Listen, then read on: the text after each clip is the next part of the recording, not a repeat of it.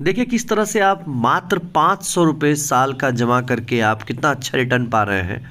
अगर मान लीजिए 500 ईयरली आप डाल रहे हैं तो आपको 7,500 डिपॉजिट पे 13,500 मिल रहा है। और मैक्सिमम अगर आप 1.5 लाख तक डाल पा रहे हैं साल का, तो 1.5 लाख अगर आप डाल रहे हो तो यहाँ पे आप देखो 22 लाख आप जमा करोगे और टोटल 40,68,000 आप पा सकते हो। तो पीपीएफ के थ्रू बहुत ही बढ़िया स्कीम है, ज़बरदस्त स्कीम है। और बहुत ही सिंपल, एक मैं देखूँ अगर कि 500 रुपये मंथली भी आप जमा करते हो तो यहाँ पे जो इंटरेस्ट रेट है उससे आप 90,000 जमा करोगे और 1,57,784 रुपये। डिटेल में देखते हैं इस स्कीम के बारे में क्या है। पीपीएफ अकाउंट, पीपीएफ मतलब पब्लिक प्रोविडेंट फंड। दोस्तों इस वीडियो में हम बात करेंगे पीपीएफ के बारे में। डिटेल वीडियो है, डिटेल बातें करूंगा मैं फ्रॉम बेसिक टू एडवांस कि ये अकाउंट कौन कौन खुलवा सकता है, एक्चुअल में ये अकाउंट होता क्या है और आप इसको कहां खुलवा सकते हैं, इसका टाइम पीरियड कितना होता है, इस पे इंटरेस्ट कितना मिलेगा आपको, लोन क्या लोन की व्यवस्था है इस अकाउंट में, विड्रॉ कब कर सकते हैं इस अकाउंट को आप, टोटल चीजें बात करेंगे। बने रहिए हमारे साथ शुरू से लेके अंत तक, वीडियो को लास्ट तक जरूर देखिएगा, आपको बहुत मजा आने वाला है। और बहुत ही इंपॉर्टेंट चीजें आप जो नहीं जान रहे होंगे या आधे अधूरे तरीके से जानते होंगे, टोटल डाउट्स आपका क्लियर हो जाएगा। मैं हूं प्रसून और स्वागत करता हूं आप सब लोगों का मेरे इस चैनल पर। तो चलिए वीडियो को शुरू करते हैं। पीपीएफ स्टार्ट हुआ था 1968 में और तब से आज तक चलता ही जा रहा है।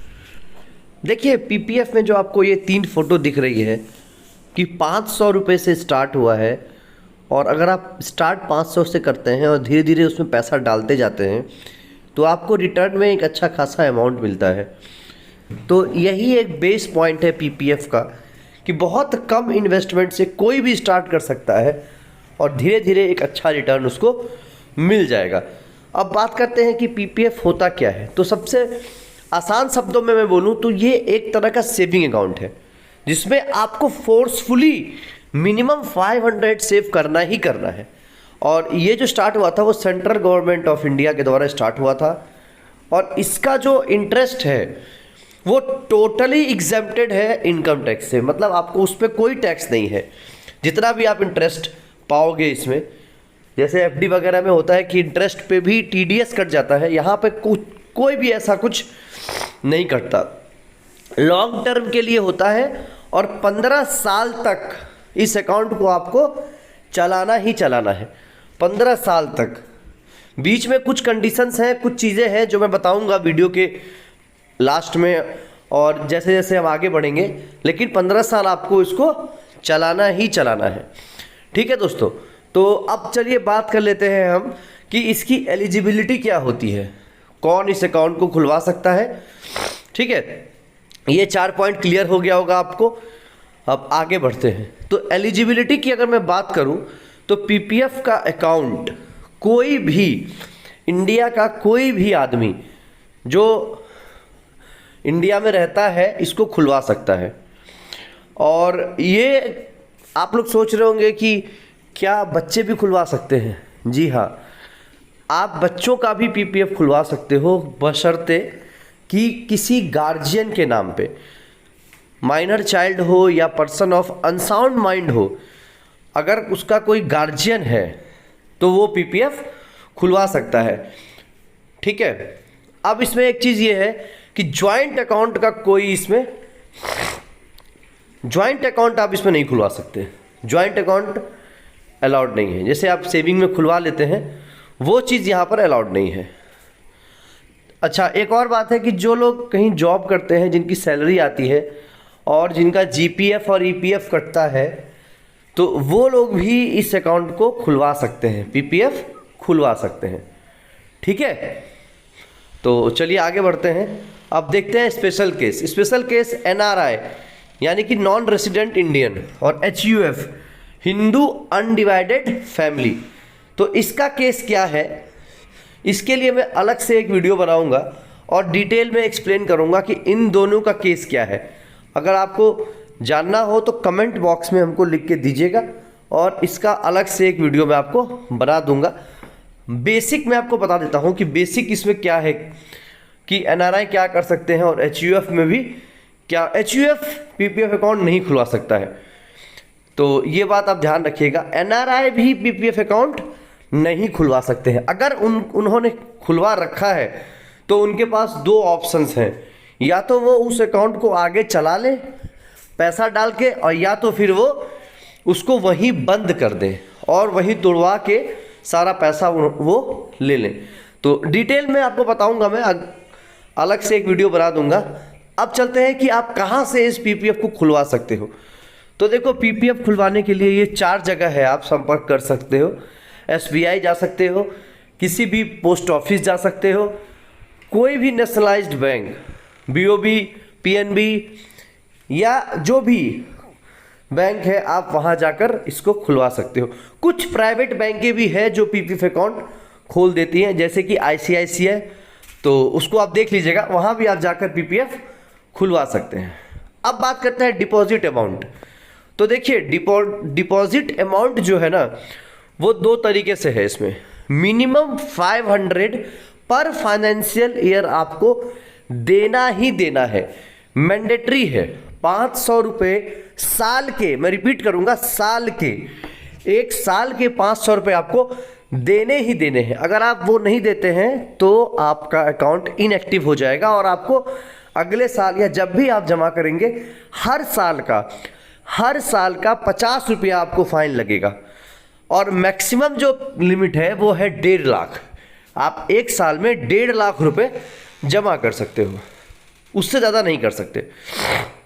डिपॉजिट मल्टीपल जो है वो 500 का रहेगा, 500, 1000, 1500, जो आपकी इच्छा हो आप जमा कर सकते हो। अच्छा, लमसम और इन इंस्टॉलमेंट, आप चाहो तो एक बार में ही पूरा पैसा 1.5 लाख भी जमा कर सकते हो, और या तो आप चाहो तो इंस्टॉलमेंट में 500, 1000 ऐसे करके आप कितनी भी बार जमा कर सकते हो। No limit on number of transactions. तो ये भी आप ध्यान दीजिएगा कि इस पे कोई लिमिट नहीं है। ठीक है, समझ रहे होंगे आप बात को। तो ये 3 चीज़ क्लियर होगा, ध्यान रखिएगा। ये जो मैं बता रहा हूँ साल का बता रहा हूँ, मंथली कुछ भी नहीं होता पीपीएफ में कि मंथली कोई आप पे फोर्स है कि इतना आपको जमा करना ही करना है। अपनी सहूलियत के अनुसार आपको 500 रुपये से लेकर 1.5 लाख तक आप एक फाइनेंशियल ईयर में आप पैसा डाल सकते हो। इसमें फ़ायदा यह है कि अगर आपको ज़्यादा इंटरेस्ट चाहिए तो आप पहले जमा करो, जिससे कि ज़्यादा टाइम तक के लिए आपका पैसा उसमें रहे और आपको ज़्यादा इंटरेस्ट मिले। तो इंटरेस्ट टेबल मैं दिखाऊंगा अभी बाद में वीडियो में। ठीक है, तो चलिए इंटरेस्ट के बारे में बात कर ही लेते हैं। तो इंटरेस्ट देखिए, अभी का जो इंटरेस्ट रेट है ना वो है 7.10।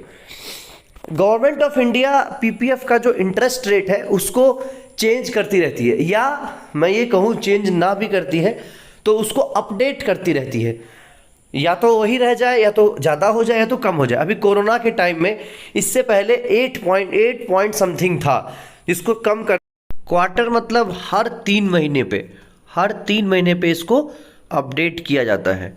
ठीक है, तो बाकी इंटरेस्ट रेट के लिए आप इंटरनेट पे सर्च कर सकते हैं, या आपने जिस भी शाखा में पीपीएफ खुलवाया है वहाँ आप जाकर संपर्क कर सकते हैं, वो आपको बता देंगे कि कितना इंटरेस्ट रेट इस समय चल रहा है।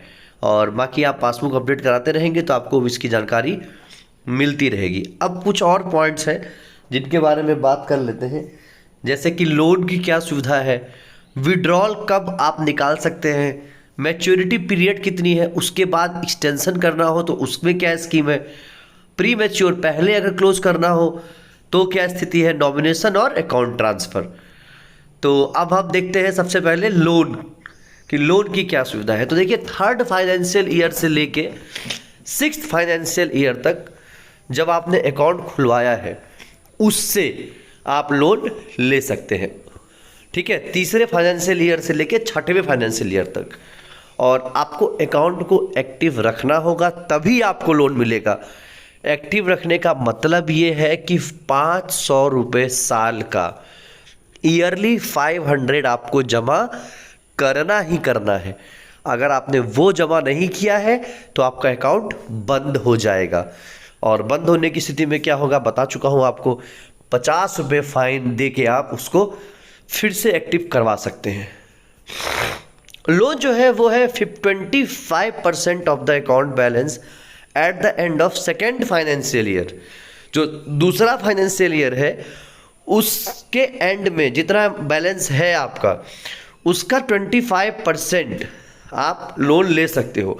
वो जो सेकेंड फाइनेंशियल ईयर है वो है जिस साल आपने लोन के लिए अप्लाई किया है उससे जस्ट 2 साल पहले का जो बैलेंस रहेगा उसका 25% आप लोन ले सकते हो। ठीक है, अब बात करते हैं कि विड्रॉल की क्या, इसमें आप विड्रॉल कैसे कर सकते हो, कब कर सकते हो, कितना कर सकते हो। तो देखिए इसमें पार्शियल विड्रॉल है, फुल्ली विड्रॉल आप कभी नहीं कर सकते जब तक आपका 15 साल का टर्म पूरा नहीं होता। एक ही विड्रॉल इसमें अलाउड है एक फाइनेंशियल ईयर में, और ये भी आप कब करोगे, जब आपका अकाउंट एक्टिव होगा। अगर इनएक्टिव होगा तो आप विड्रॉल के लिए क्वालिफाई नहीं करोगे, आप विड्रॉल नहीं कर सकते हो। अच्छा, जो आपने लोन लिया है उस लोन का जो अमाउंट है वो अनपेड अमाउंट जो है वो आपका डिडक्ट हो जाएगा विड्रॉल अमाउंट में से। ठीक है, और जो विड्रॉ आपने कर लिया है उस पर वाजिब है, कोई इंटरेस्ट आपको नहीं मिलेगा।